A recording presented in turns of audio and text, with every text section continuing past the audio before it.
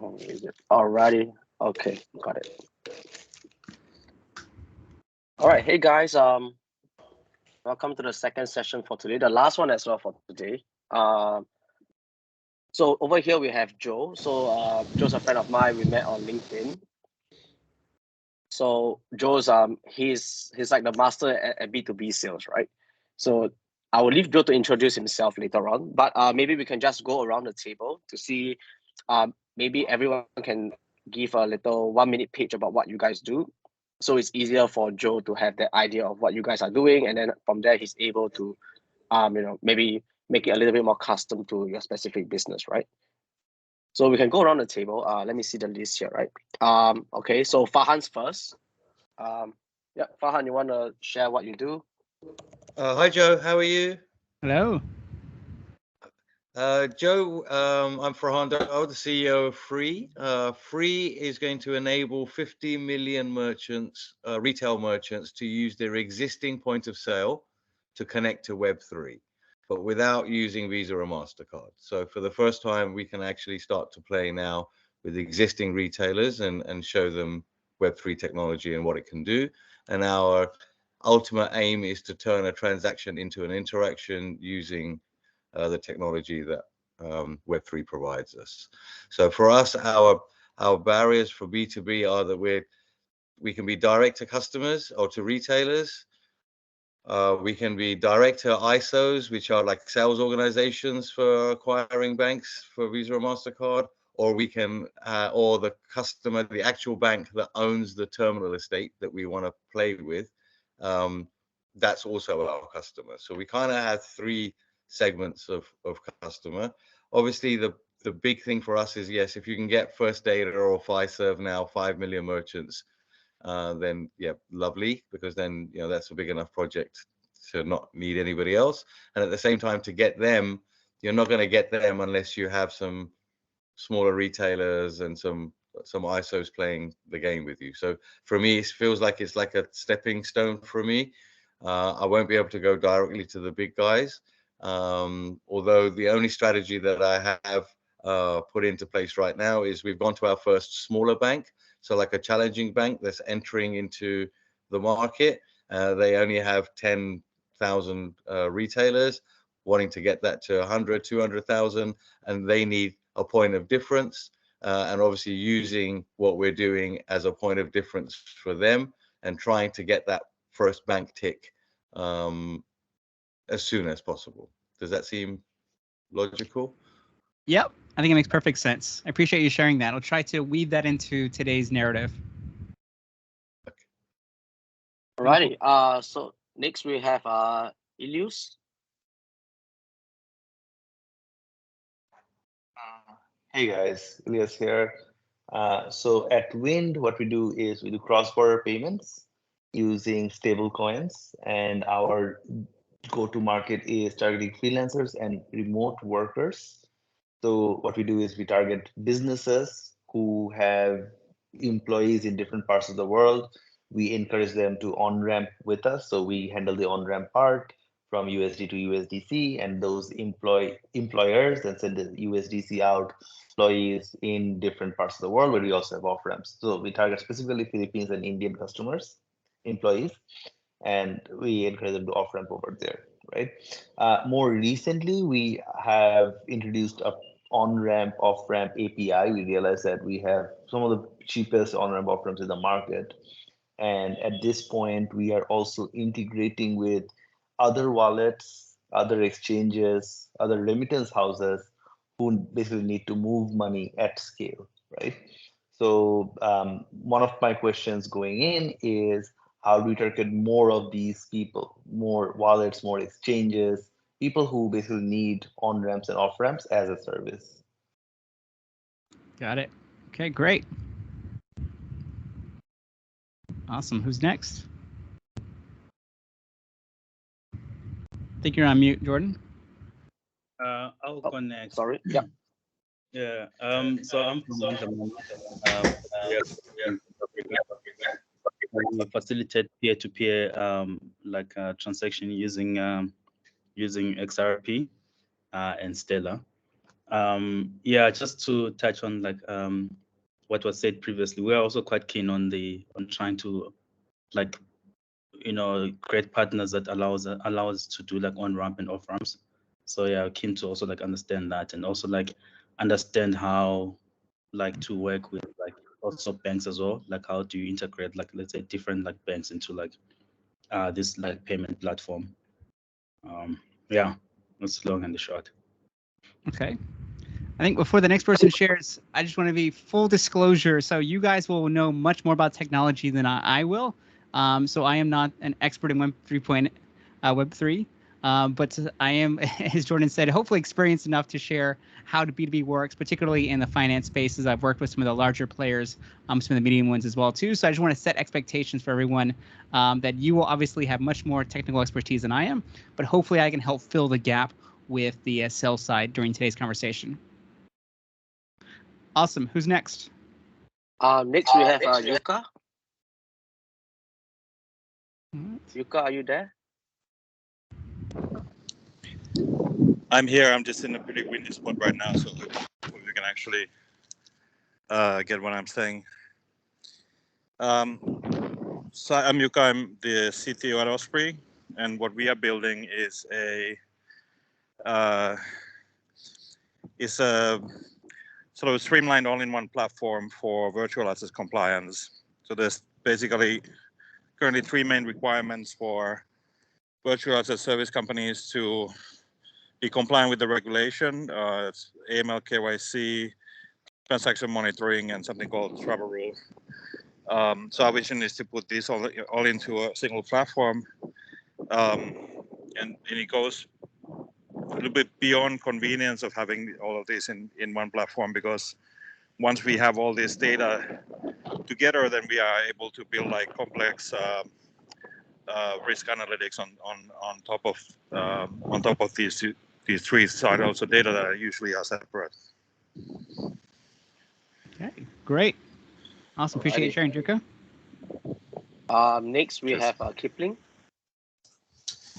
Hey there, Kipling from EqualX. EqualX is a social media for athletes, where athletes can earn crypto by posting about their performance in their various sports that they're in. Now, EqualX is primarily a B2C platform, but there is a B2B component, which is that we allow brands to essentially advertise on posts. So there is that B2B aspect as well. Okay.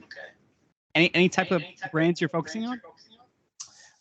Primarily sports brands. Sports brands. Okay, got it. All right, then we have Samira. Samira, you want to share about what you guys do? So just to give you a bit of context, right? I think because you just joined, Joe is an expert with B2B sales. So he's a Web 2 person. He has a very minimal Web 3 experience. So if you can explain what you guys do to a Web 2 person, I think that's a very good practice as well. So Samira, maybe you want to explain what you guys do? Yes, give me a second. What we do is we help. Like we build a no-code backend as a service for game developers with inbuilt Web3 support. So which makes it 10 times simpler and cost-effective for game developers. Okay. Great. All right. I think, and then the last one we have is Shen. Hi, I'm Shen, one of the founders of StakeX. We're a DeFi platform on the XRP ledger where users are able to stake tokens and earn more tokens and things like that. And we're currently building out a decentralized exchange on the upcoming XRP ledger EVM sidechain. So that'll allow users to participate in more traditional DeFi mechanisms such as staking tokens and liquidity pools for XRP, XRPL tokens, and NFTs, which is something which is currently unavailable on the XRP ledger mainnet. Okay, great. Is that everyone? No, we have one more, Islam. So Islam just joined. Yeah. Hey Islam. So this is Joe. Joe's an expert in B2B sales, right? So he's a primarily Web 2 person, with very minimal Web 3 experience, right? So, we just did a round of introductions. If you can introduce what does Fi Wallet do to Joe, who's a Web 2 native, and if he understands what you do, I think your pitch is pretty good. So Islam, maybe you want to share what you guys do? Hi, Joe. Hi, everyone. So, Fi Wallet is actually about protecting your savings from inflation. We provide tokenized physical gold, so you can buy gold, physically allocated gold from anywhere through our mobile application, and it's fully backed and Sharia compliant also. Okay. Great. Did Is you that get everyone? it? Or, so the challenge for Yep. Jordan. Did you get the idea, or? Sorry, can you say again? Did you get the idea? Because Jordan was actually questioning if you're going to get it or not. Yeah. So I'm curious for everyone joining. Thanks so much for sharing. Are you guys? Let me know in the chat. I would love to hear before I kick off today's conversation. Just let me know yes or no. Are you focusing on the IT or tech department in these B2B organizations, the clients you're going after? Are you focusing, is your primary target the tech or IT folks? Let me know yes if it is, no if it's not, in the chat. Okay. Sun says no. No. Kipling says no. No. Okay. Samira says mostly. Okay. So I'm going to take it as mostly yes. Okay. So yes. No.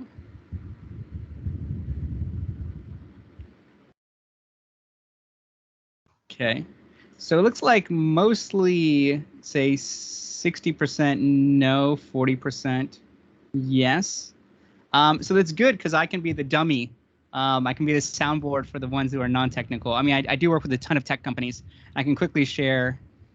But as Jordan said, most of the tech companies I work with are the quote-unquote Web 2.0, the traditional players like your LinkedIns, your Adobes, your Oracles, Microsoft, Salesforce on the tech side. And then on the banking side, companies like Prudential, Manulife, and several others. So once again, they may be old school, I think, by your standards, by the folks here. But because many of you, looks like most of you are not focusing on the IT, I think this is where really buzzwords and jargons, because obviously you will know all technology inside and out. Whereas if you are not selling to a tech person, we have to skew our messaging and our narrative a little bit. So once again, I think in terms of the tech side, you guys can talk very comfortably to the tech person. It's on the non-tech side where I think we'll have to finesse that a bit. So as I mentioned, I've been doing B2B sales for the past several years, working with mostly enterprise as well as SMEs. And so everything I'm going to be sharing today is real life experiences, what works, what doesn't work. It's going to be quite interactive. There will be a lot of exercises. So hopefully everyone's game still has energy for that. If you have any questions, let me know in the chat. I will try to answer them throughout today's session. But today is really talking about, as you can imagine, how to drive B2B sales. So going back to some of your questions, I will talk about outreach. I will talk about some of the things you'll ask in your Mentimeter early on. So obviously a bunch of different challenges, and I'd love to hear outside of this, what are some of the challenges that you are facing? And you guys have touched on some of them. But one of the big thing is, obviously, you guys know, is regulatory and compliance.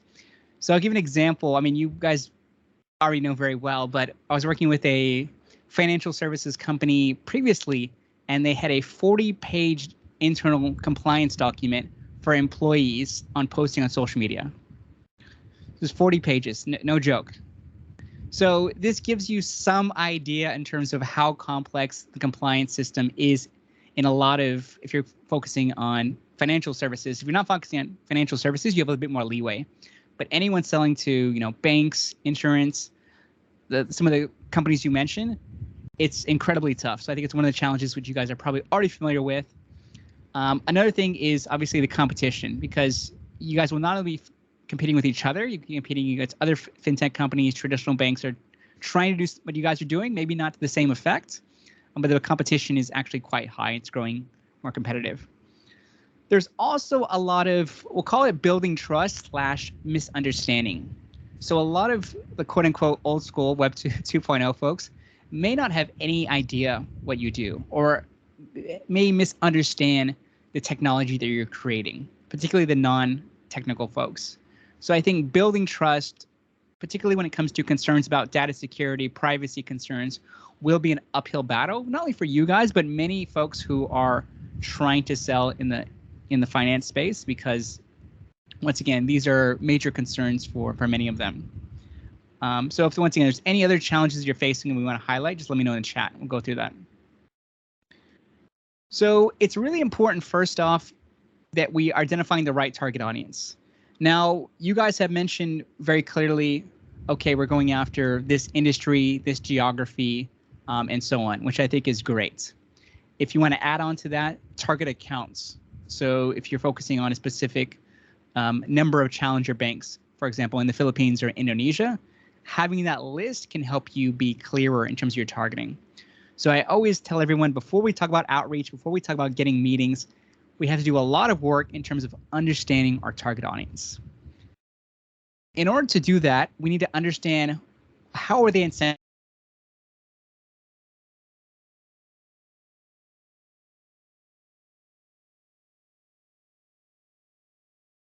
We're selling to other people who have their own problems, their own challenges that they're dealing with every day.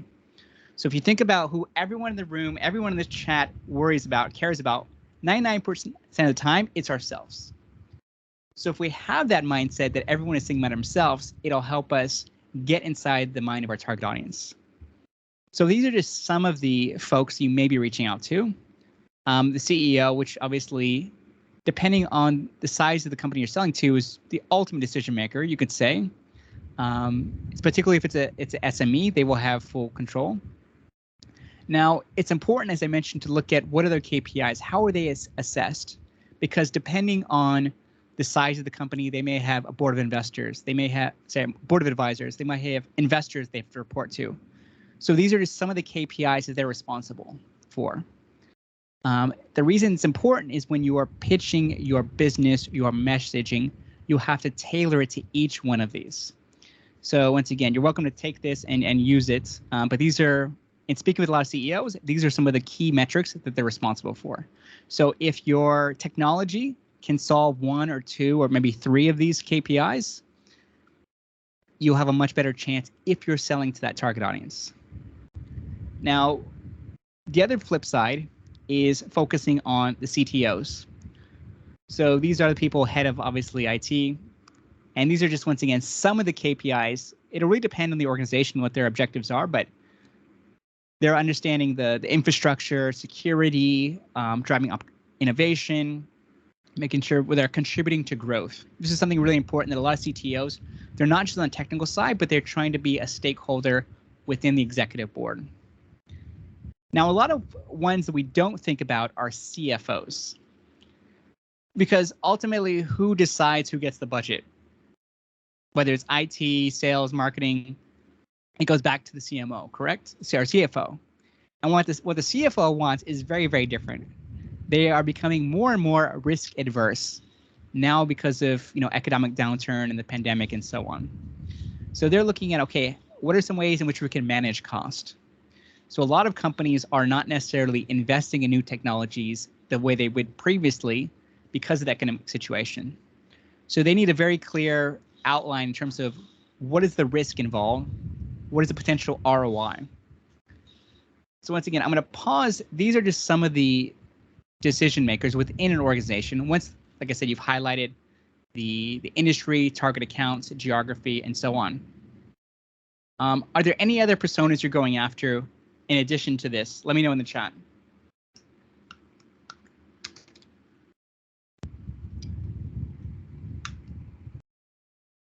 Okay. I think one more persona that we're going after is actually product managers. Okay. Right? Because in our view, sometimes the product managers are the ones who are actually doing that initial level of research before they choose a particular company to settle on, right? So that's something we try to reach out to. Husan, I'm so glad you mentioned that, because that was the point I was trying to get to. Is a lot of times, actually most of the time, most of my clients will focus on one of these three. But you bring up a very good point. Do you think that the CEO, the founder, the CFO, the CTO is doing any research in terms of new technologies or new partners? Probably not. And most of the companies I've worked with, most companies I've worked within, they're not doing it. So to your point, Hassan, it is generally the managerial level, so the product managers, maybe an IT manager, who's going to be involved in doing the actual research. Then they will feed it into the upper management, let's say directors, VPs, and then to this level. So the reason I want to highlight that a little bit more is because when I was starting my company, I focused on these three. What I realized, though, it was not the most effective approach.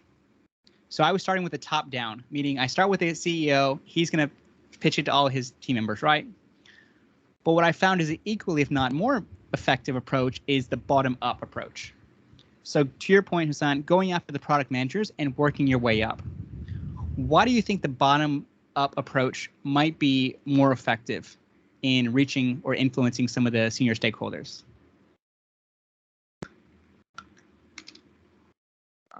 It's because that they are the ones who, surface these different products, different APIs to their CTOs, right? They are probably more in the ground. They're the ones who are usually tasked with making these calls, or at least doing the research first.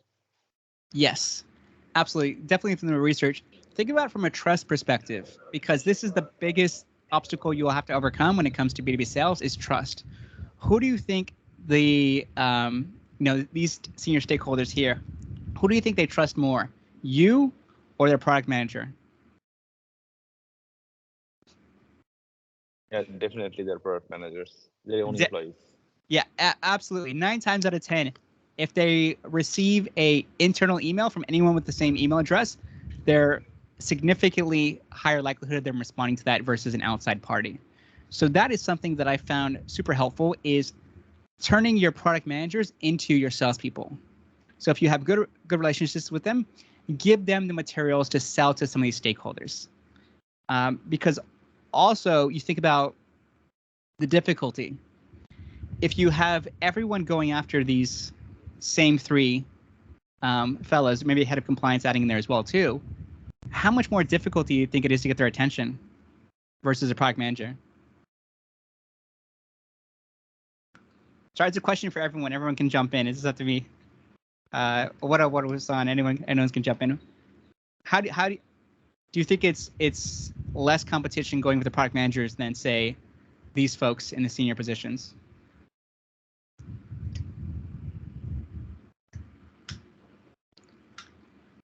So the answer is yes, it is easier, because I know most of these folks, they're getting maybe 30, 40, 50 in-mails, messages from vendors, partners every day.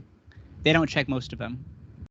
So therein lies another challenge about reaching this audience, whether it's head of compliance or CTOs and so on, is that they're getting inundated with messages from partners because everyone goes to the top. They always take the top-down approach. And honestly, it's really difficult to get it if you don't have the trust and credibility, which we'll talk about a little bit later. Especially as a startup, if they haven't heard of you, it's even tougher to get their attention.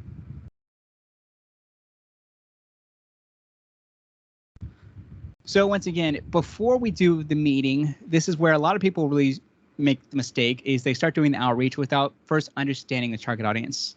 And I'm going to sound like a broken record, because I've seen so many companies waste so much money and resources and then ultimately fail because they didn't do these simple exercises.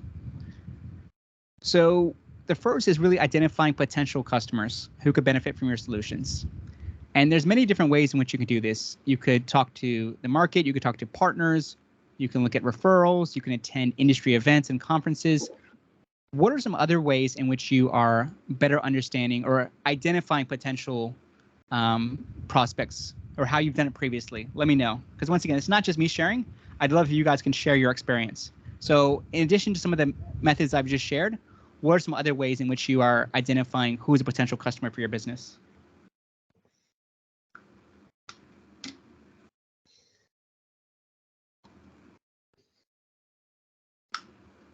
Farhan, you want to jump in?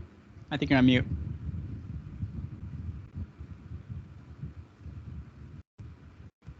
All right. Sorry, yeah, back. Yeah, sorry, my computer was.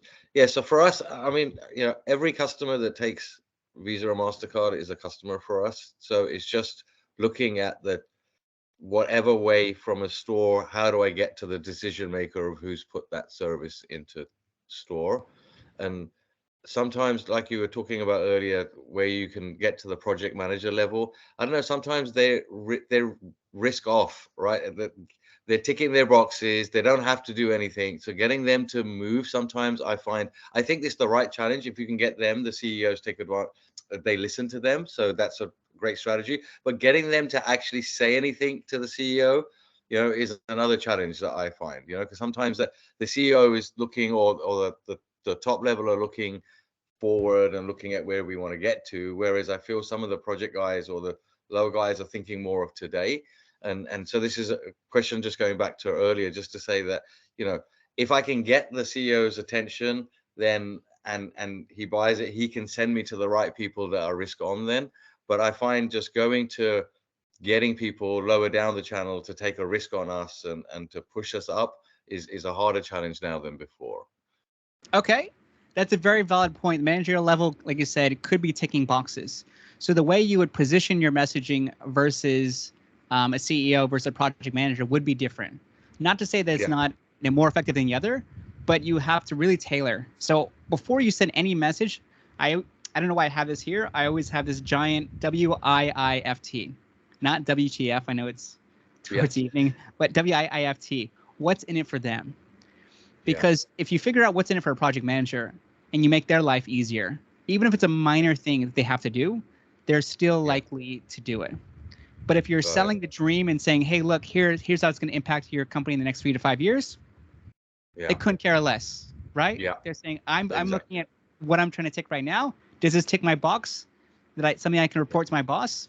Great. If it doesn't, that 3 to 5 year vision, I couldn't care less. Most project managers. So this is where the exercise comes in really important, which goes back to nicely with the next point, which is willingness to adopt new technologies. Because when you're qualifying folks, they may fit all the criteria. They may have enough revenue. They may have the technological infrastructure needs, but they may have no willingness to change. And I can't underestimate that for selling technologies, because this is something that you'll have to suss out when you're doing your outreach. Do they even want to change? What happens if they don't change? So think about the pains and gains for that organization in that department. Why would they change? What happens if they don't change? If there's not a big reason for them to change, then the willingness to adopt new solutions doesn't change. So the example I always give in my classes is the traditional banks. Before you guys and the fintech companies emerged, there was absolutely no reason to change the processes because there was no competition really. Now, obviously, they're getting more and more aggressive because you guys are taking part of the market share, which is great. And now they have this rationale to change. So when you're identifying your target audience, you're looking at it from not only which industries need to change. So, for example, e-commerce obviously is very competitive. They need to keep up. Versus, let's say you're trying to sell to shipping. Much more traditional, much less players. So the willingness to adopt new solutions is probably significantly lower. So you look at it from the organizational level, and then you look at the department level, and then the individual level. Because you could have an organization that changes. And this, once again, going back to your point, Farhan, this is where, again, a challenge for selling to the senior executives is a lot of them are very headstrong, very stubborn. They've been doing things the same way for many years, so they feel like they know the best way. Even if you have a better technology, a better way of doing it, once you go to a certain point in your career, you just stuck in your ways. So that's another challenge, I think. Once again, not impossible to overcome, but it's about finding stakeholders within the organization who are willing to change. And it's important to understand not everyone is willing to change because, like you said, there's risk involved. And people do not like risk. So this is where, once again, you've identified you've qualified them, and you assess whether these are actual pain points. So these were what I did before I started my company is once I went through this process to identify, okay, what does my target audience actually look like? I would just have coffee or Skype, or it's not Skype, but Zoom calls with some of them to say, hey, look, I'm planning on launching this company. Can I run it by you just to make sure that what I'm developing is fit for this market? And because I knew them personally, I could get their advice. And they say, this is a great idea, but this is actually a waste of time you're doing. So I said, great. Now I have a much clearer needs analysis versus my own assumptions. Because this is my massive mistake when I started selling, is I assumed I knew exactly what they wanted.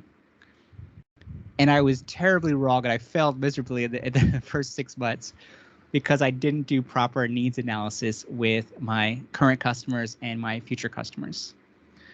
So we'll get into this in more detail, but I really want to drill on this because it's extremely important. If this is not done right, everything else I'm talking about will be a complete waste of time.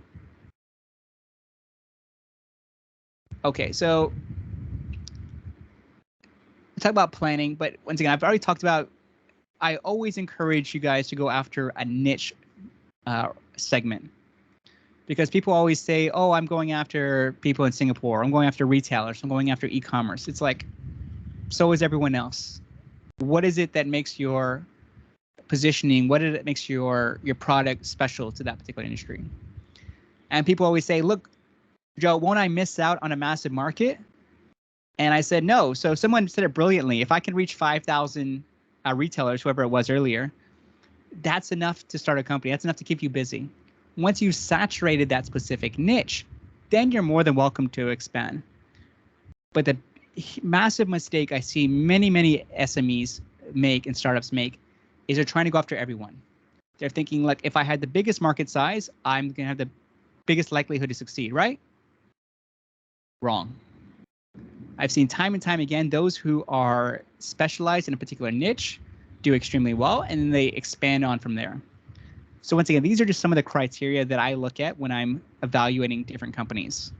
So do they have a clear idea in terms of industries, in terms of companies, geographies, roles?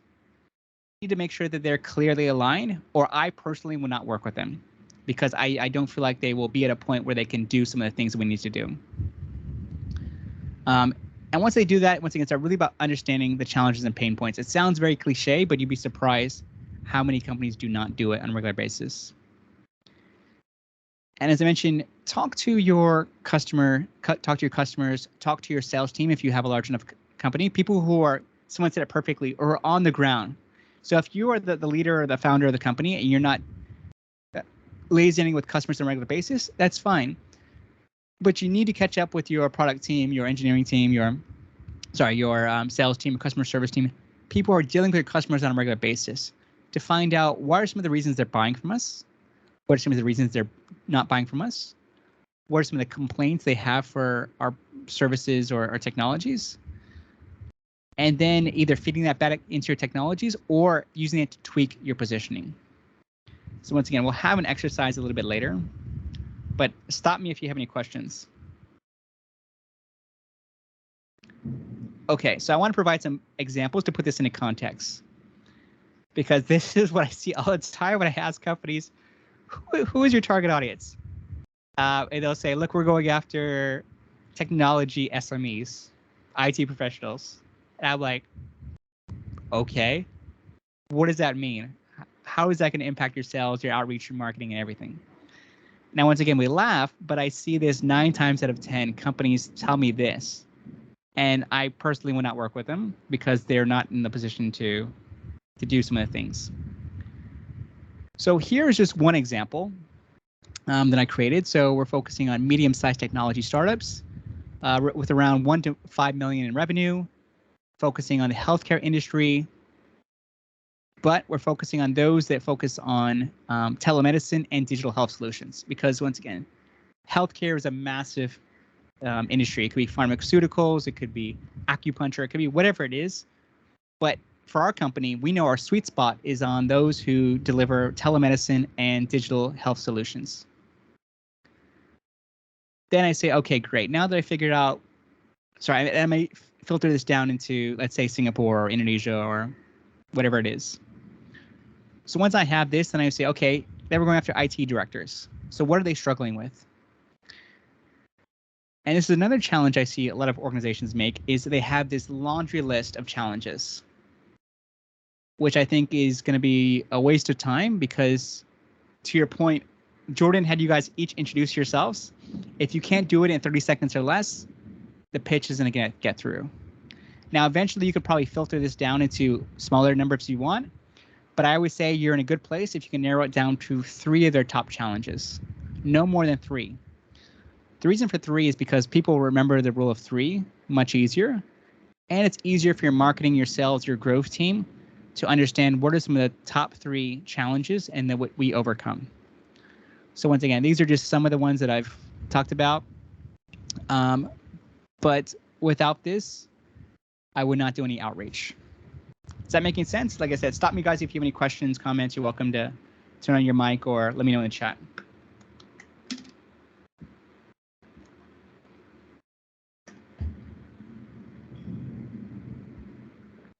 Okay, great. So I apologize because this is more of a 2.0, but you can still have fun with it.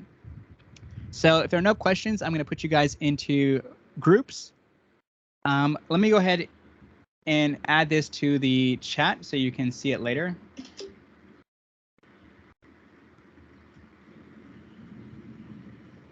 So I'll give you guys 10 minutes to get into your groups. I've created a company here called Paygate.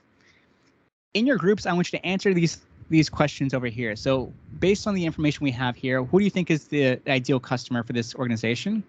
Tell me about a little bit of story about who the customer is, who they are, what they work for, their goals, their challenges, their motivations, whatever you can fit in within 10 minutes. Afterwards, we'll have call on some teams to share their ideas. Sound good? Any questions? Okay. Okay. So let me open up. I got a breakout rooms. Give me a second. okay. So are you able to put them in breakout rooms now? Yep. Okay, perfect. So give you guys 10 minutes and then we'll come back.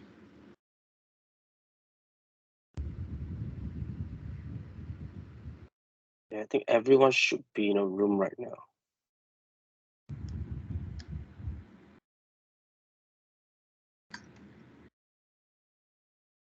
I'll put you into one room as well. Okay, sounds good.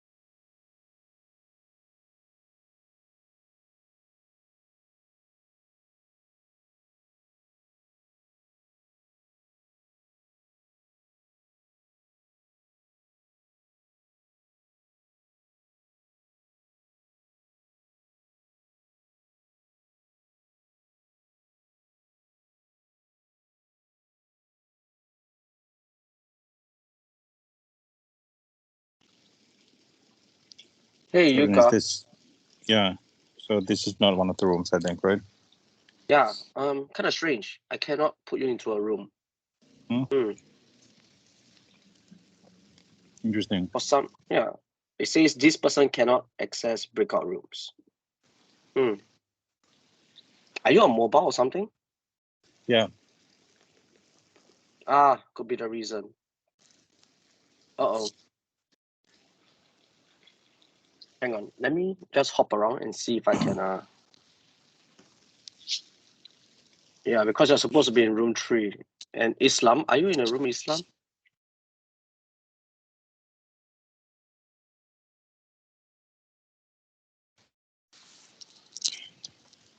Let me see if I can get into a Wi-Fi where I'm at, and then I might be able to get into the laptop as well. Yeah.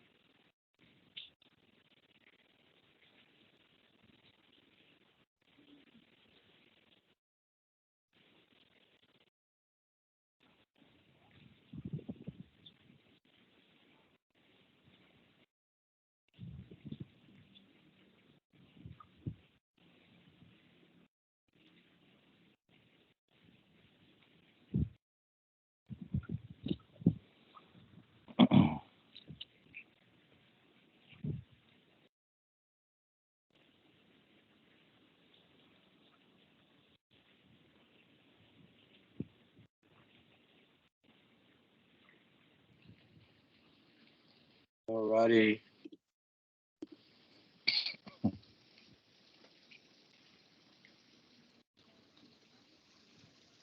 You managed to find a Wi-Fi? Yeah. So I'm joining again from the laptop.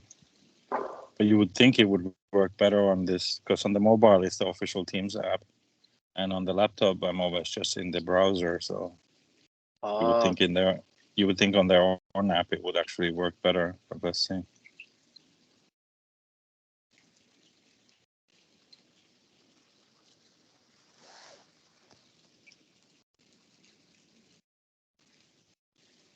Yeah, it's the first time I'm using this function, so now we know the limitations. Yeah, I see it on Skype, like the breakout rooms, they tend to work pretty well. I never done it on Teams either. Same. Maybe you should use Skype. Or was it Zoom? Yeah, Zoom has breakout rooms for sure. They seem to work in whatever you are. We usually use the Google Meet for most of our calls. I don't think it has breakout rooms though. Right. Breakout rooms are tough.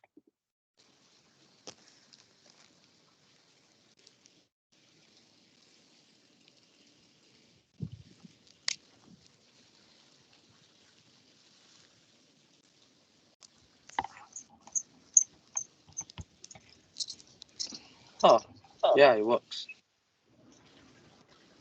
Okay, I'm putting you to room 3. All right.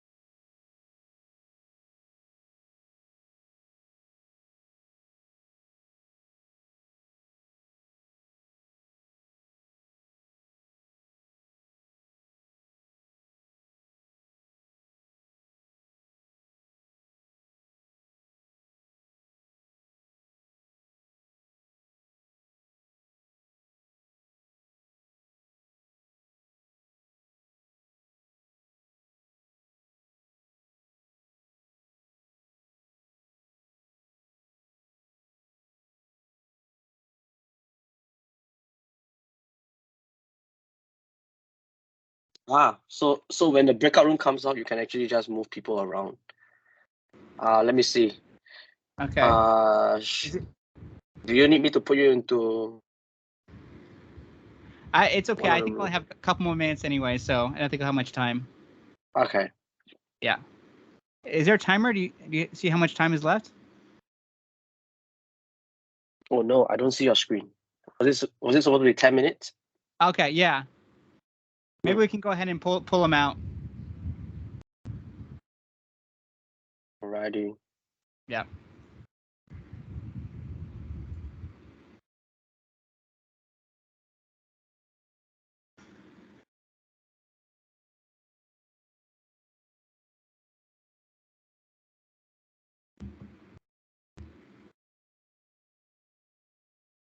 Oh, what's happened here? Them. All right. The motivation to make more sales. What goals they have is that everyone that comes on their website should be able to pay electronically. Okay. Sorry, someone was sharing theirs. Maybe they can go first. Who was that just now? I think that's Farhan. Okay. Oh, I didn't realize we hadn't finished. Can we have just one more minute? No worries. Joe, you caught me, huh? You can't be following me around like that. Wait. Whatever you said sounded great, so you're right.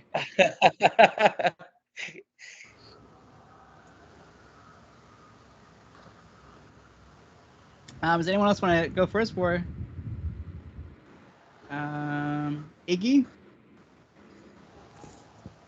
What was your? Yeah, done, but we can share. I think on our side we actually felt that the target or the customer, the ideal customer for PayGate will be like financial services or financial institutions, different types. So like for instance, banks, guys like Western Unions and stuff, process payments.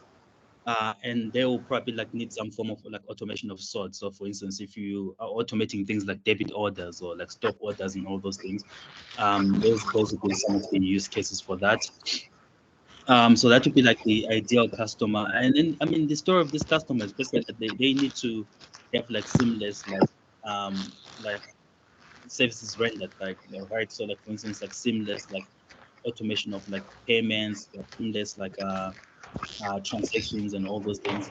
So yeah, that's like, that's like, yeah, that's where we were at this point. Yeah. Okay, you bring up a really Sure. good point. If I heard that correctly, you talked about your customers, right? Yeah. Yeah. So you were going financial services. You talked about banks. You talked about, okay, what is it like from their customers' point of view? Yeah. And this can be a great way to sell as well too, because if you understand who they're selling to and how that is going to benefit the end user, in this case, people using the transactions, it's a very nice way of selling. It shows that you understand the industry, it understands you show the company, and it shows you're empathetic to what most companies are trying to do, which is build a good customer experience. Now, you mentioned financial services.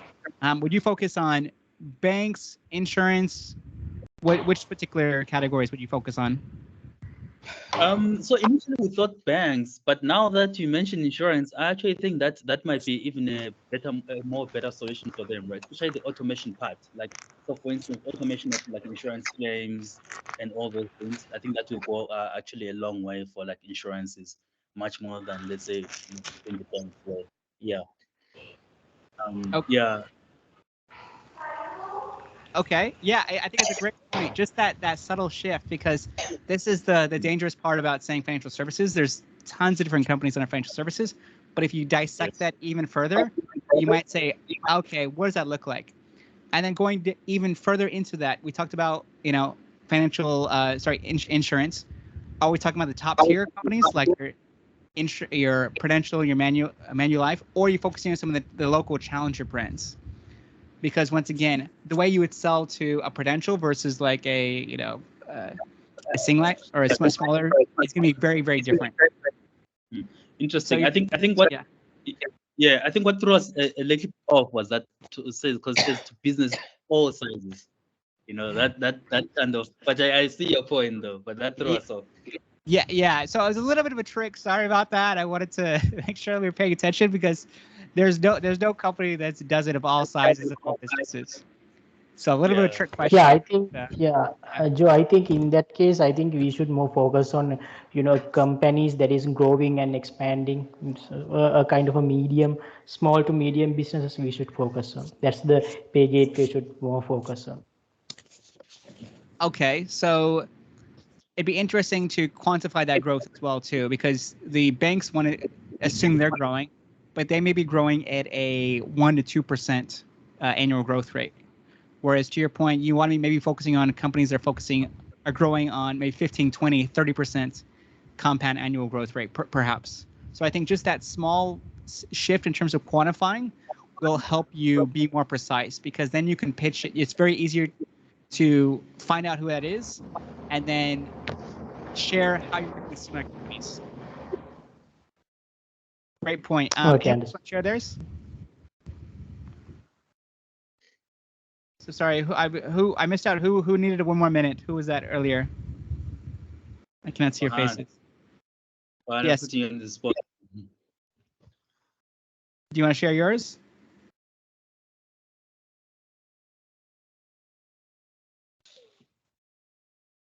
Okay.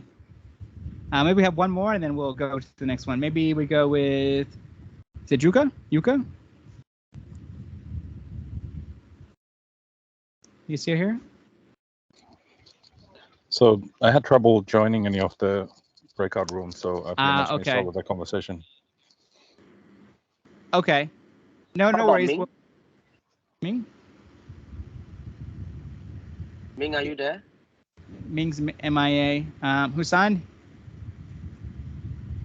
Yeah, I'll go next. In terms of the ideal customer for Paygate, it could be a B2B oriented, growth driven, small to medium sized enterprise with significant volume in financial transactions and a need for streamlined financial processes or potential financing. And more specifically, the ideal customer profile could be, I break that down by number one, industry, and that industry would be a B2B oriented sector with notable volume of financial transactions such as e-commerce or others. And it would be a small to medium sized enterprise. I define that with between 50 to 500 employees. In terms of geography, that they would be located primarily in a financial hub or technologically advanced regions such as Singapore, Hong Kong, or Dubai. Those are financial hubs really, and would have a presence or open to have presence in international markets. The pain points that they would face are, it's manual or time consuming financial processes, inefficient payment processing leading to delayed receivables. Their goals could be, to streamline their financial operations, reducing their administrative burdens, and expanding market reach. Awesome. I love it. 2 points that you mentioned, because this is the biggest challenge I see with most organizations is they say my target audience is SMEs. You look at Singapore as a market. You look at most economies in Southeast Asia, SMEs account for 90% plus of most companies. So basically you're saying I'm going after all companies in Singapore as an example. So I love that you kind of narrowed it down and said 50 to, I think it was 500, if I'm not mistaken. I think as you progress, you might want to narrow that a little bit more because the resources, the bandwidth of someone with a 50 manpower versus 500 may be a little bit different. So you may want to shrink that size down a little bit more when you're starting out. But I think I love that you quantified that. Another thing that I really like that you highlighted in terms of the market, because this is a part where a lot of people struggle, is you went after financial hubs. You said we're going after, Singapore, maybe Hong Kong, Abu Dhabi, and so on, because they would be the ideal fit. That logic, that rationale is going to be extremely important when identifying it, because that'll help you identify what is the right market. Otherwise, you do the pray and spray. Oh, I'm going to do Asia Pacific. I'm going to do Southeast Asia. When you'll realize that maybe I should be focusing on the financial hubs the entire time. So Hassan, I really loved how you started as a broad approach, narrowed it down, and provided some very clear rationale. So if you were one of my students, I'd give you A+. Well done, guys. We have some more exercises, but I think, in a short time, very, very good job in terms of identifying who the target audience would be for that. Okay, so once we've gone through the process of identifying our target audience, this is where the outreach takes place. And this is where a lot of companies struggle, is they focus on features. And you check, I can send, all the emails and messages I get. It's all very feature specific. And I think tech people, they love to talk about features. But the one question I ask, and you should ask yourself as well, is how is this going to make the person I'm speaking to, so taking it from a one-to-one person, if I'm selling to Yuka or whoever's in the call, how will this make their life easier or better? Simple as that. So you could tell me financial automation all day.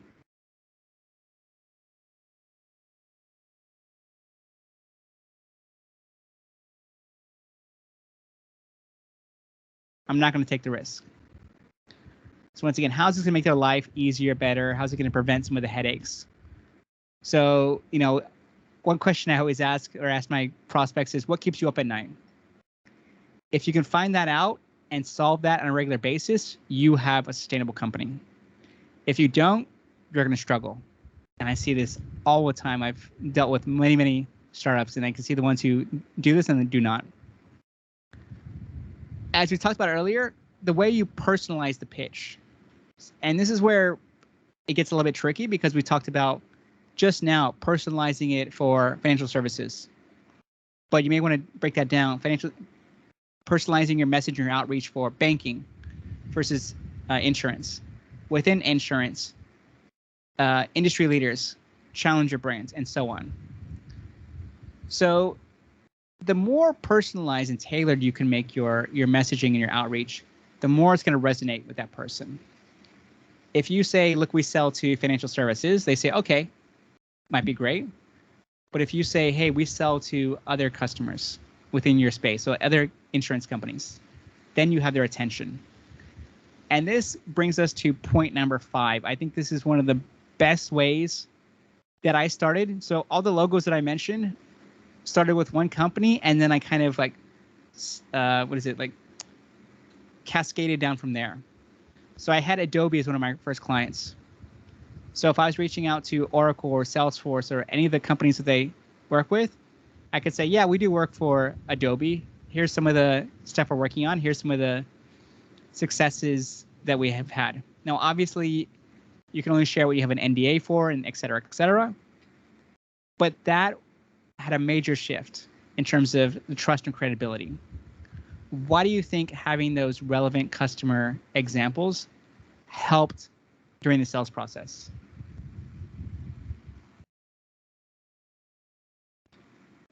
It helps validate that you can do it, right, in your environment or in their environment.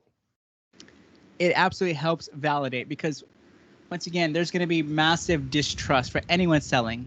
They're going to say, okay, what you said sounds great, but can you actually deliver? Can you actually deliver on what you promised?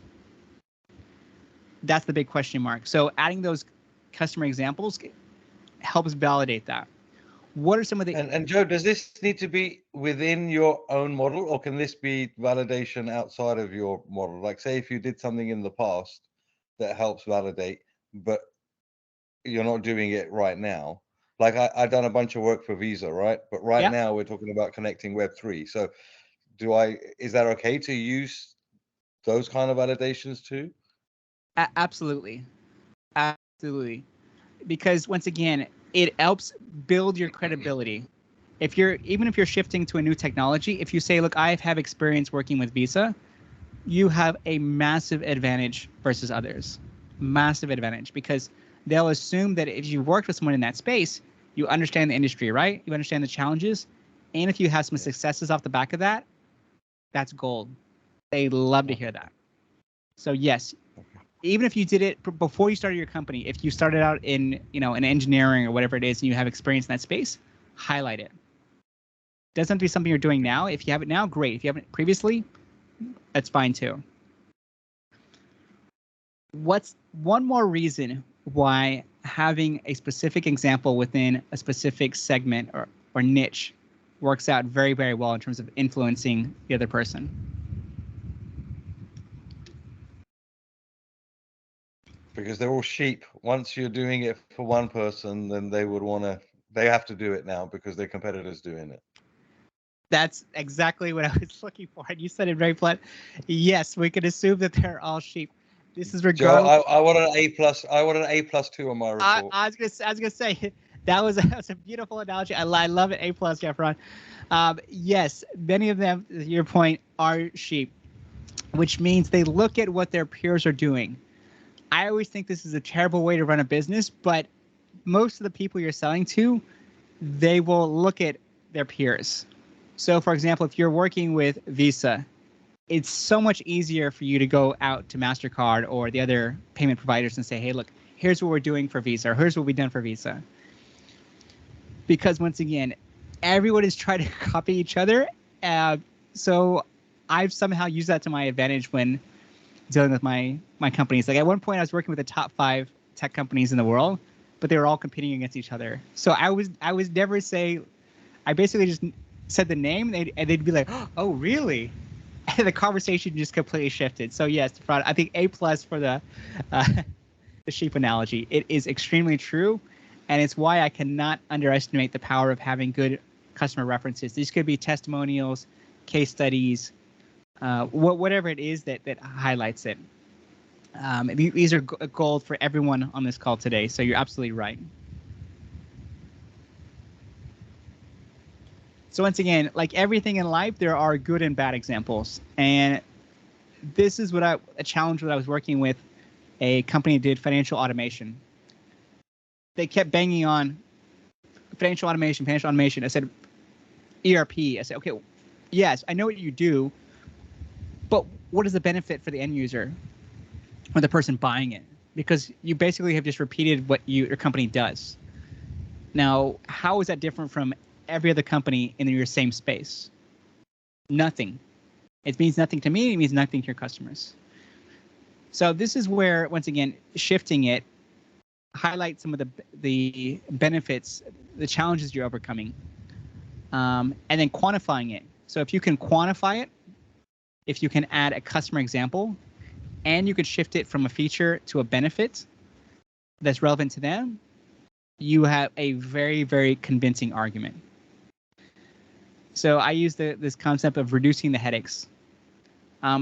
And I'll give you an example from my point of view. Very, very simple, but I think it's very relevant to many SME owners. When you're starting a business and you're doing your own accounting and you're doing your own bookkeeping, like many of us will be doing, it's such a pain and a headache. And if you don't come from a financial background, it's extremely frustrating because you have to teach yourself new things. So if I was selling, let's say, accounting software, I wouldn't say I'm selling accounting software. I would say, as a founder, Joe, your time is the most valuable in the company. So if you're spending 10 hours every week doing your bookkeeping and accounting, that's costing you what? Let's say your hourly rate, if you were an employee, is $1,000 an hour. That's costing you roughly $10,000 a month of your time.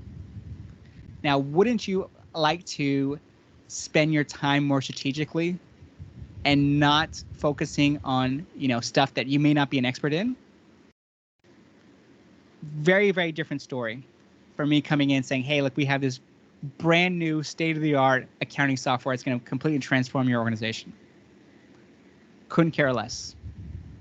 But the way I've made it personal, the way I've added the pain points, the way I've kind of drilled in that pain and accentuated it and told a story in a very short time is what sells. So that is just one very simple example that I think everyone can relate to. But I think for many of us, these are things when you guys are doing your pitches. So the next time you guys have these workshops and you have your 30-second, Jordan says, giving your 30-second spiel, make sure that you are doing that. So you're highlighting a pain point or a benefit. You are hopefully quantifying it. And you have a reference example. If you can tick all those boxes within 30 seconds or a minute, half of your job's already done. The next becomes the question from the prospect saying, oh, cool, now that I understand what you do, how does this work, blah, blah, blah, blah. So a very, very different conversation. You don't want to spend too much time on what it is that you do. You want to get down into the details and talk about, okay, how is this going to be relevant to them? How can it be implemented? That's where the real sales conversation happens, not what we do. That's like getting a foot in the door. It's very, hygiene level stuff. In order to do that, you have to nail these statements incredibly well. And this is just some examples of which I'm sharing today. All right. I was going to put us in times. Maybe if we still had, maybe instead of 10 minutes, we shift it to 5 minutes. So I basically want you to take one of these elements here from this company called BizLabs. This is the target audience, not a great one, but is what it is. Think about just one way in which you would personalize the outreach. So basically everything we talked about, what is the pain point? How can you quote unquote quantify it? And what is a company you might cite? So I'll give you guys 5 minutes to get into your groups because we're short on time. and I'd love to hear your thoughts. So let me know if you have any questions before we begin. Otherwise, Jordan? Yeah, give me a second. I'm assigning the rooms, yeah. Okay, so just pick one of these guys. You don't have to pick every single one of them. Okay. All right. Sending you guys the room.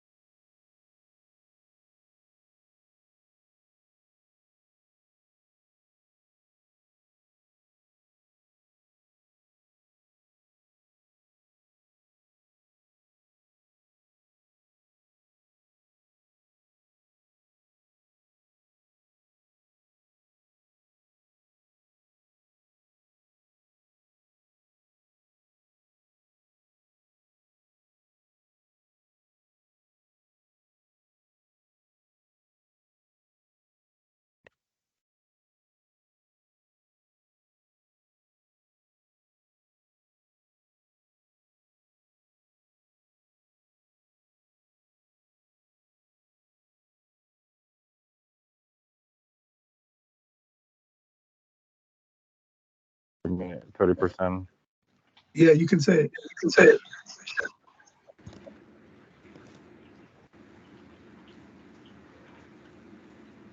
All right, welcome back, gentlemen.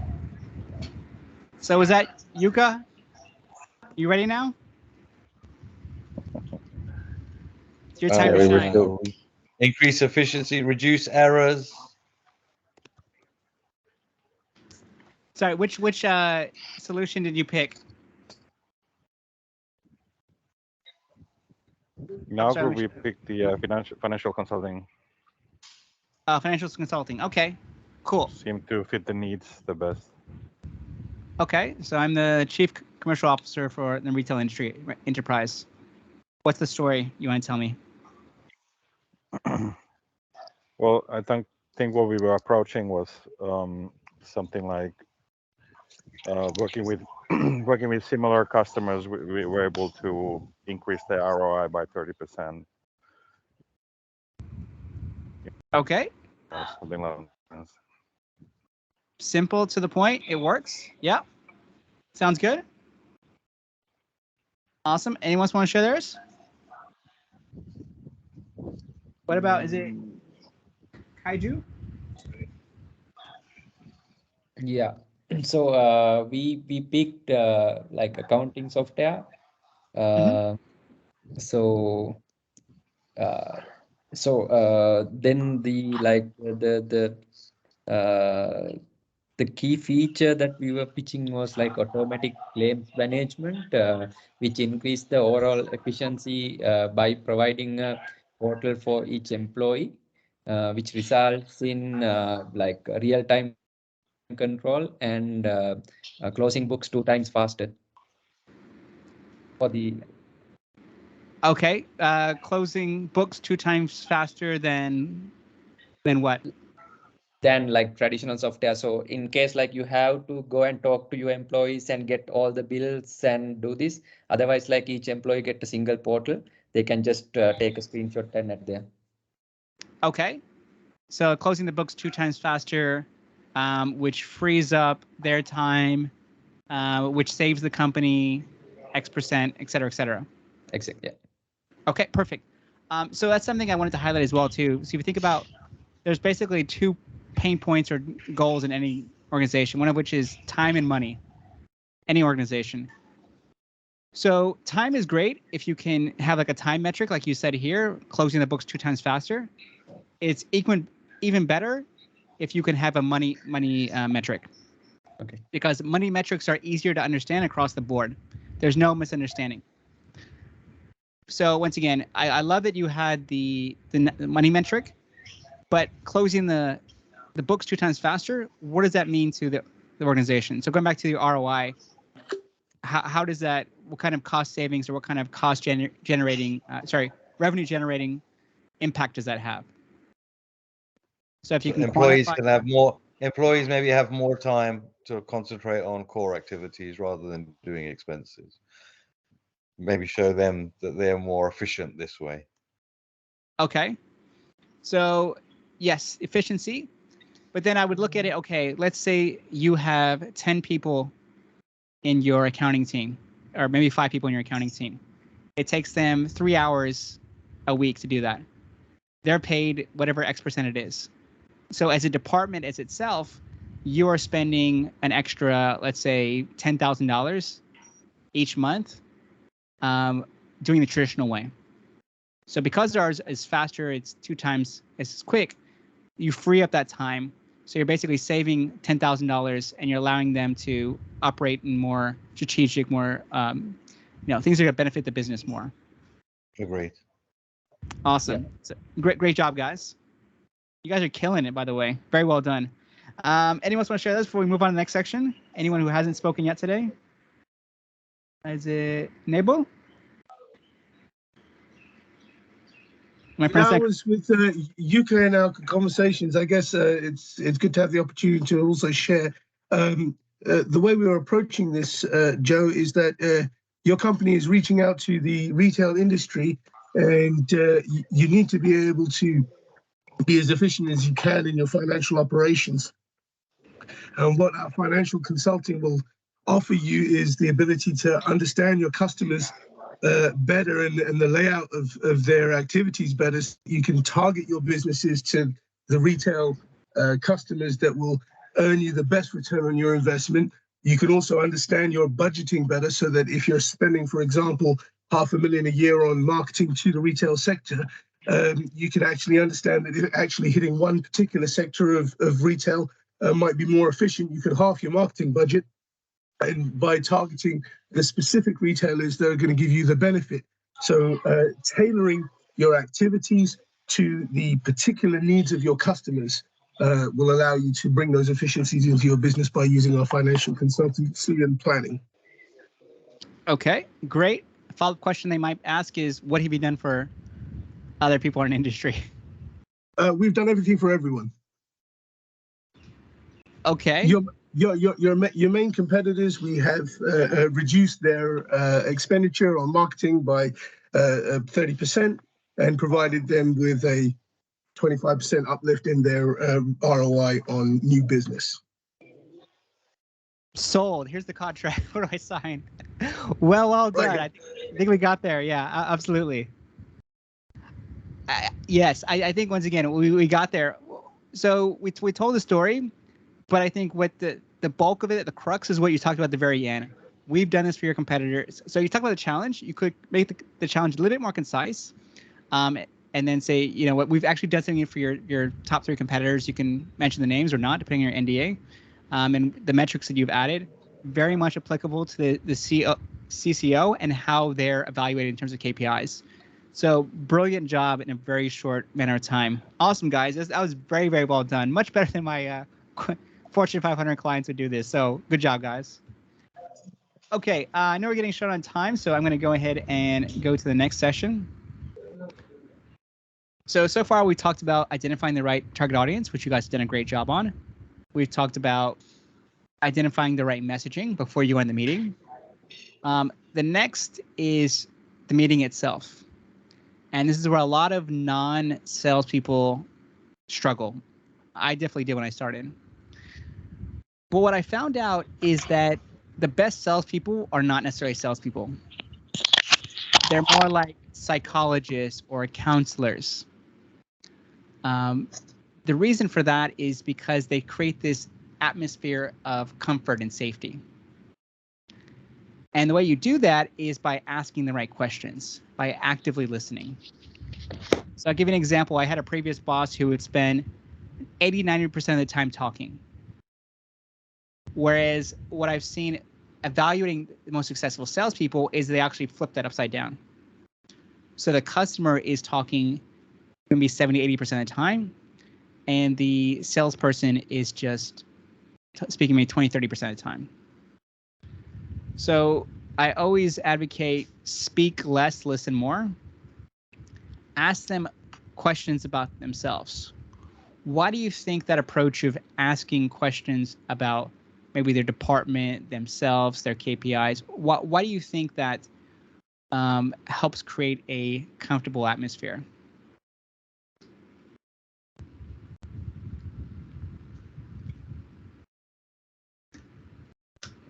All right, let me it involves them in the conversation. Sorry, it involves them in the conversation and makes them feel relevant, but it also empowers you with the needs that you need, the handles that you need to be able to provide them with a solution for something that's actually concerning them rather than what you assume is concerning them. Bingo. You guys are racking up these A+. So yes, you hit the nail on the coffin. So you talked about the assumptions, and this was the massive mistake I made going into when I started my company, as I assumed I knew exactly what they did. I did my research. I read about the company, which I think is fine. I read about them, just fine. What the actual challenge was very, very different from my assumption. So assumptions are very, very dangerous. Once again, it's important to understand, once again, do your research on the company and the person, but never go into a conversation feeling like you know exactly what they're going through. Because 9 times out of 10, we're wrong. Another thing that once again, the C word, conversation. When I feel like I'm having a conversation with someone like we're doing now, versus if I took the approach of me just talking for the next for 2 hours and you just listening. Very different atmosphere, right? You almost want to feel like they're talking to a friend. Obviously, a friend that's an expert in what you do, which you guys are, but you want to create that atmosphere, because when they feel like they are heard, when they feel like they're listened to, they're much more likely to open up. So once again, I made a horrible mistake. When I first went in, I had like this 20 or 30 page slide credentials, and I would go through it, blah, blah, blah, blah, blah, blah.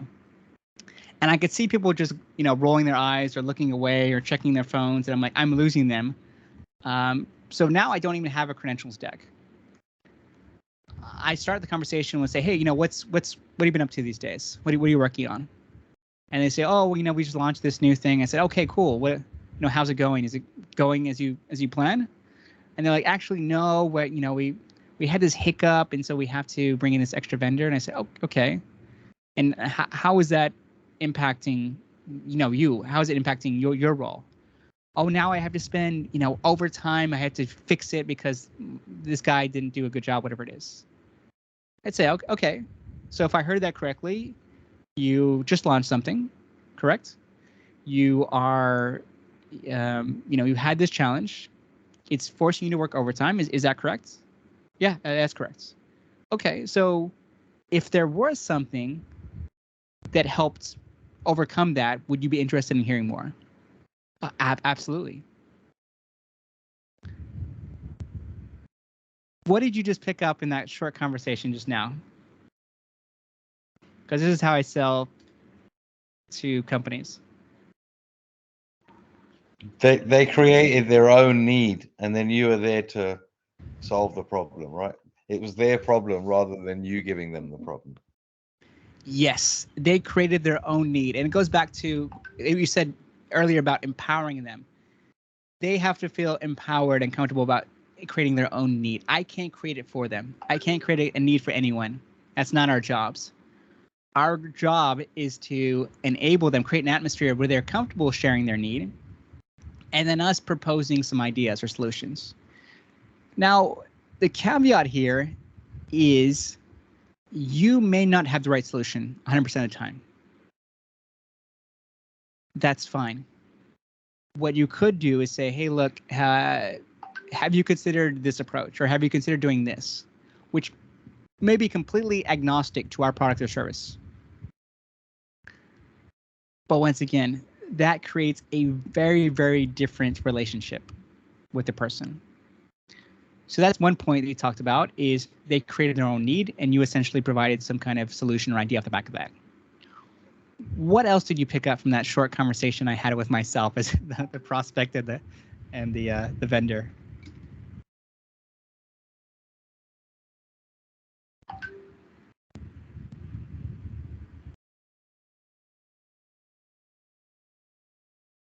I think two things jumped out at me. Number one was that they were going through some difficult times. If you are able to relieve them, even if not in a direct way, if you're able to bring some kind of benefit or relief to them in some other sphere of their business, even, then that might be a comfort against the challenge that you've got that's there. But also the kind of thing that you just suggested, it gives you an opportunity to personalize that with another response that allows you to sort of connect with them on a way that's a lot more conversational and helps build trust in the conversation rather than, look, I'm just here to get what I can get out of you. Absolutely. I as soon as I get that feeling where you are just there to get something from them, their money or their time, they completely disengage. Whereas if they feel like you are genuinely trying to help them by, once again, taking this process to find out about them, find out what their challenges, it creates, like I said, a very different atmosphere where they're very comfortable talking. And sometimes I've had prospects completely open up and talk about, their bosses, and I'm like, it becomes almost a therapy session. But because I've created that atmosphere, they trust me wholeheartedly, even if I've only met them for the first time. And this doesn't happen overnight. I've been doing this for several years, and I've gotten to this point where I can talk to anyone and get them to open up. But that's the point I think we all want to get to as salespeople, because we are having a very different conversation with them at that point. And to your point, if they feel comfortable, because if I have met someone, and I see this all the time, people will ask me, oh, tell me about your pain points or challenges. If I don't feel like I trust that person, they're credible or whatever it is, I'm not going to share. You will only share it with someone you feel like you can trust, who has a potential point of view, then you will open up. So yes, you guys picked up on some of the subtle key points that I think are extremely important. Another couple of things I want to talk about, and I kind of touched on it, is mirroring the customer language. So I don't know if you picked up, but I was paraphrasing. When they were telling me about their challenges, I let them talk, I listened, and then I paraphrased back what they just said. And I said, okay, you went through the launch, correct? You had this challenge, correct? Now you're working overtime. Is that correct? So I'm basically mirroring back, what they're saying through my summary. And this is an extra layer of comfort for them because it shows that I'm listening. It shows that I'm attentive to their needs or whatever it is. And they feel more comfortable. And also you're creating this atmosphere where they're getting to agree. Yes, yes, yes. So then when you ask the question, would you like to hear more about a solution that could fix it? The answer is yes. So you're continually asking them, getting them to say yes, triggering that yes response, and then getting them to fix it that way. So this is where people forget about the emotional side, and which is why I was kind of laughing at the 2.0, 3.0. How do you sell the difference? People are people at the end of the day. I've sold to CEOs in every single one of these industries. They're all people. They all have the similar challenges. Now, once you've done the things that I've just spoken about, the next thing you could do to appease, once again, the finance person or whoever is in charge of the budget is have some kind of clear ROI. So it could be a forecast. It could be a case study, something you've done previously. Could be a benchmark or whatever data you have. Just helps make their life easier when they're selling it into their colleagues. Because they could say, hey, I've spoke with Farhan, I've spoke with Iggy, I spoke with Juga. Great guys. I think they have a great solution. And on top of that, they've done other work. And here's some of the benefits they've gotten. That's 90% of the sales process, just doing those few things. Once again, a lot of people complicate it, but I'm trying to distill it in as simple as way because I'm very dumb. So I like to simplify things. So hopefully that helps in the meeting process. Any questions? We have a few minutes, a little bit more time left, but I want to make sure I'm addressing your guys' question, anything we've spoken about. So what if, Joe, just a quick one. So what if they're not opening up? What if that was a great example where somebody did open up to you, but what if you go into a meeting and they're not sharing with you? That how did you get them to share with you? So is there any tricks or? Yeah. So for me, the trust is built before I even walk in the room. And the way I do it is through social media. I tell people I negotiate and I network with 2,000 people every day. So there's tons of people who watch my YouTube videos, my podcasts, they subscribe to my newsletter. And I met with so many people who've said this to me personally. They said, I've been consuming your content for so long, I feel like I've known you. Even though we've never met before, I feel like I know you. That creates an advantage over other people because there are tons of executives that I have never met. And they tell me personally, there are several big deals I've gotten over the years. Never reached out to me, never liked my content, but as soon as they're ready to pull the trigger, send me a LinkedIn message or an email, whatever it is, saying, I have been watching your videos for years. As soon as this challenge came in, fill it in the blank, I immediately recommend you to my CEO. She wants to have a meeting with you next week. Are you free then? Got it. So that's the part where I think it's a little bit tricky, and I think where B2B sales is evolving, almost where it's like a marketing sales hybrid. Because if you do that and they felt like they've trust you and so on, the conversation is different. Now, you guys, in just speaking with you, with me, are much more articulate than I am. Much better voices, much more charismatic.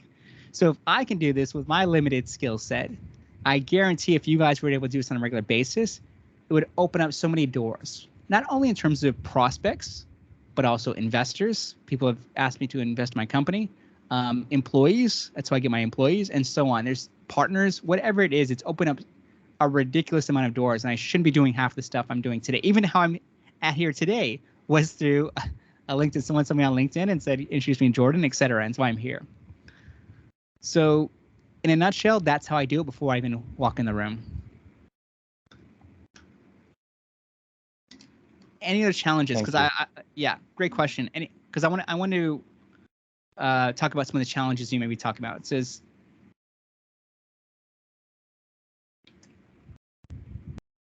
or anything you've faced or you've, foresee, just let me know. I'm happy to answer it. All right, I won't go through these, but these are just some short videos on what not to do. So this is an example of a salesperson completely not listening to the prospect at all and completely going up in flames, as he has here. On the flip side, for you Suits fans, there's this quote that I really like from Harvey Specter, who is the hotshot lawyer.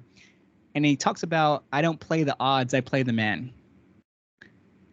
And I think it's something that's really stuck to me, because when I'm having these conversations, I don't play to competitors, I don't play to industries, I play to the person I'm speaking with. Meaning I try to get to them. I don't worry about the other stuff, because if I have a good relationship with them, everything else will be settled. So he says this much more eloquently, I don't play the odds, I play the man. It's in reference to gambling and poker. I take that same analogy and I apply it to sales. So once again, I can share these videos with you guys, but since we're short on time, I want to make sure I can answer the rest of your questions. I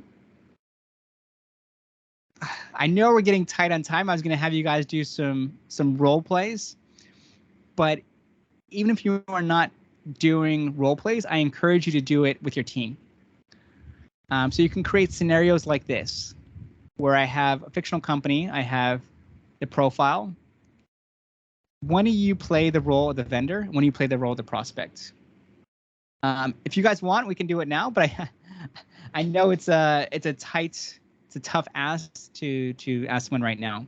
But once again, these are things that I would encourage you guys to do just to become more familiar. And someone play the tough guy.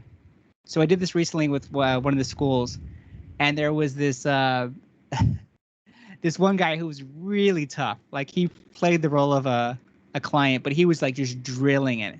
And I was like, honestly, if you can survive this guy, you can survive most sales scenarios.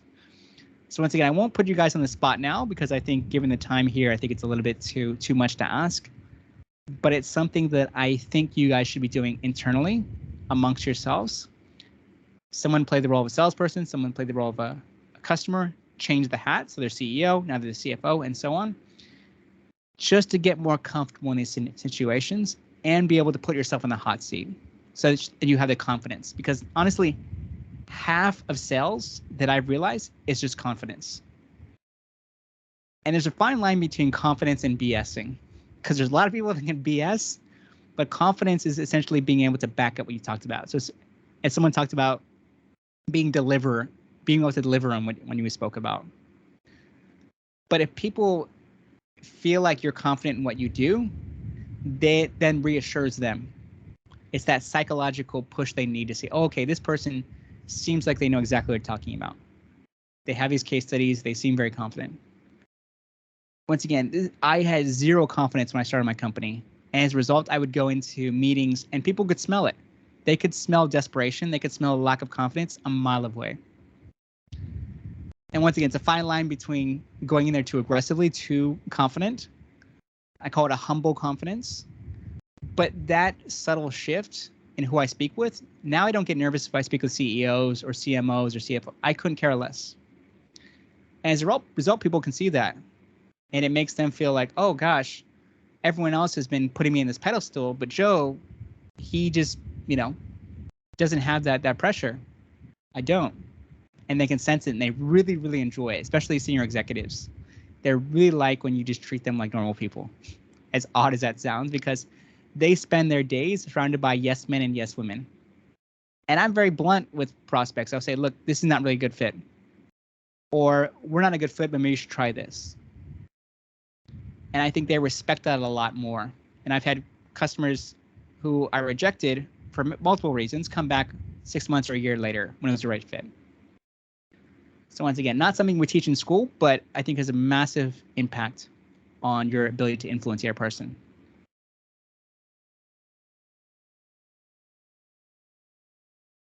Okay, I just want to quickly go through a case study. This is between Square and a company called Blue Bottle Company, and they were trying to improve their payment processing in the point of POS system.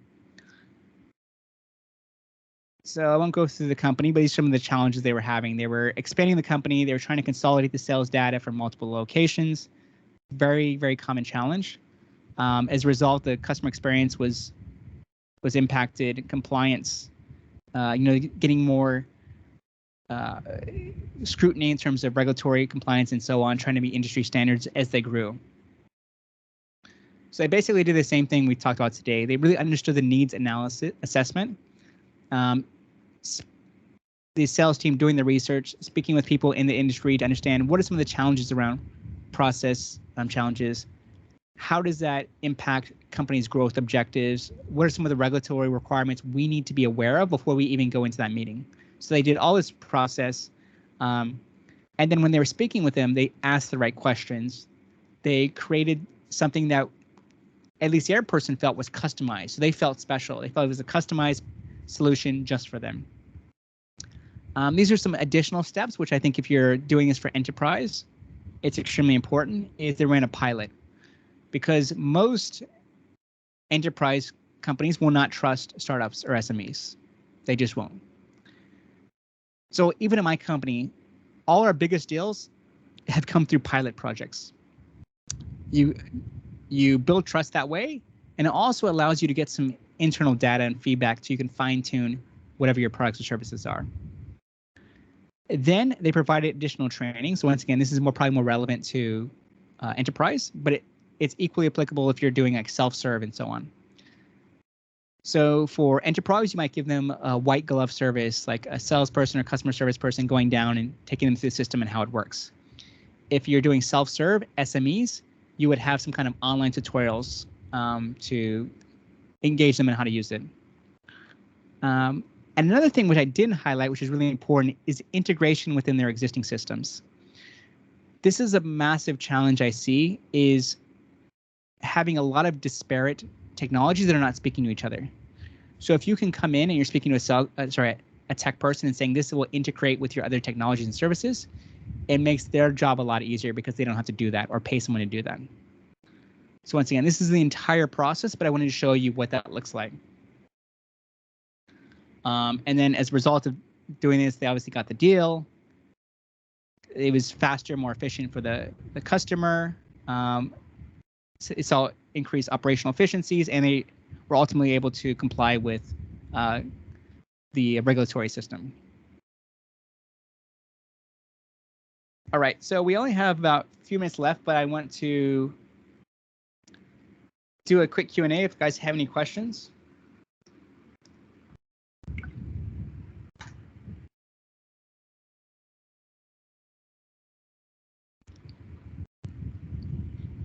If not, what I would do is next is a short reflections.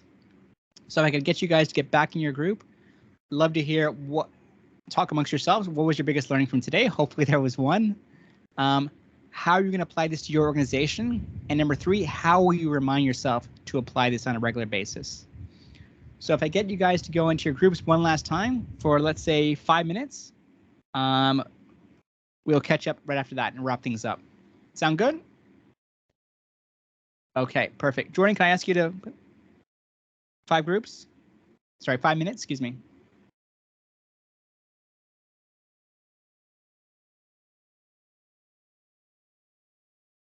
Jordan still with us?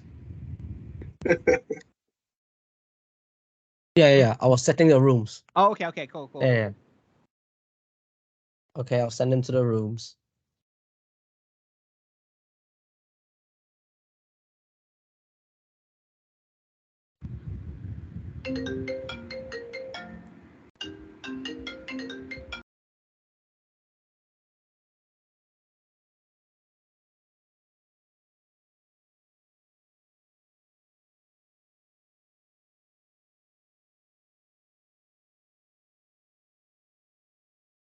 Jordan.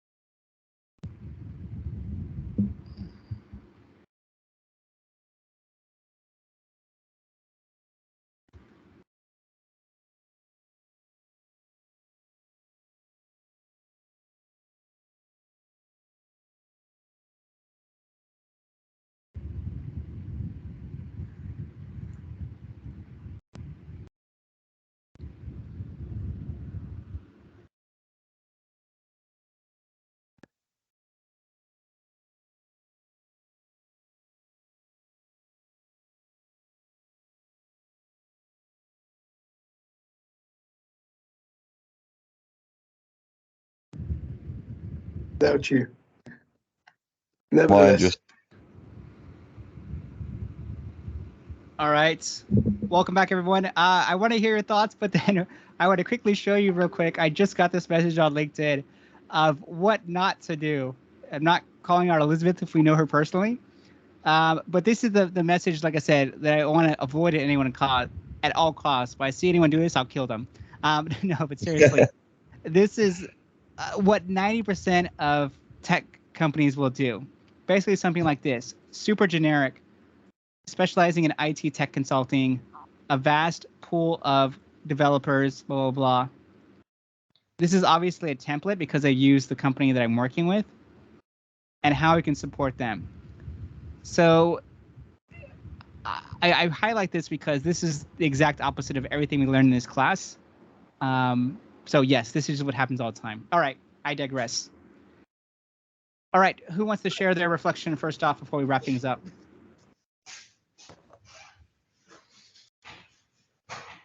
Someone was just speaking. I cut them off earlier. Yeah. I can start. Yeah, one of the biggest learning was listening more and talking less. Awesome. Yes, listening more, talking less is a very, very good one. Perfect. Who wants to share theirs? Who else? Well, I will just concur with Farhan since we're on the same team. It was mainly about that I think part of it was also the practice. By practicing these exercises and by thinking about the different types of people you could pitch to and practicing those different pitches, you can then be more prepared to be responsive when you are listening. Absolutely. And what you could do as well, too, is you could record it and there's systems you can upload to so you can see, okay, what percentage of time you're talking versus the other person. That can also help you in terms of your listening skills as well, too. So yes, great point. I'd love if you guys can do these exercises with your teammates as well. Thank you so much for sharing. Let's see, who else? Iggy? Iggy still here? I think Iggy stepped up for a call. Okay, Juka? I am, yeah, I'm on a call, sorry. No worries, no worries. Juka still here? All right. Yeah, I had the same as Farhan. Talk less, listen more. Okay. So that's a very memorable one. Perfect. Well, guys, I know we are getting tight on time, so I really want to appreciate everyone for joining today's session. Just some quick recaps before we go. So when you're doing your targeting, I'd always recommend a laser versus a shotgun approach. It'll help you tremendously. Find out, ask the questions, how is this going to make your life easier or better when you're having these sales conversations? And the key is to build relationships.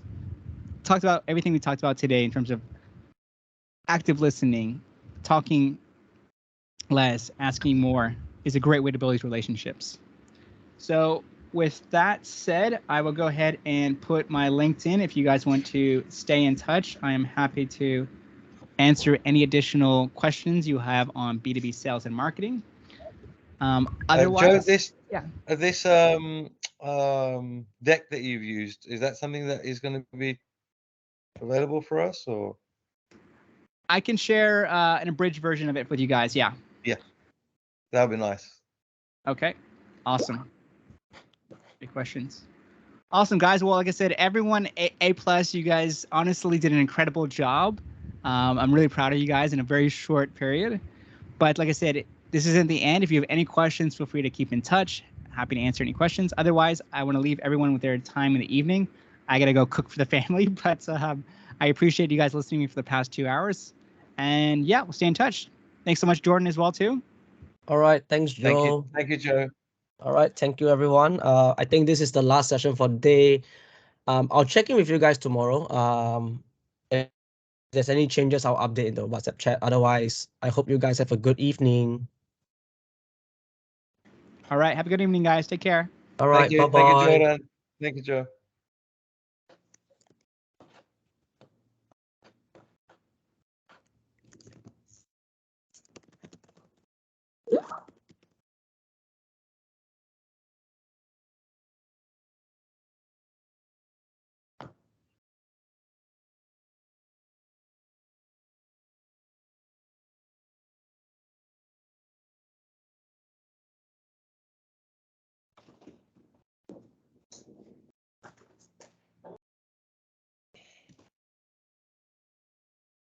Is it? Yes, started.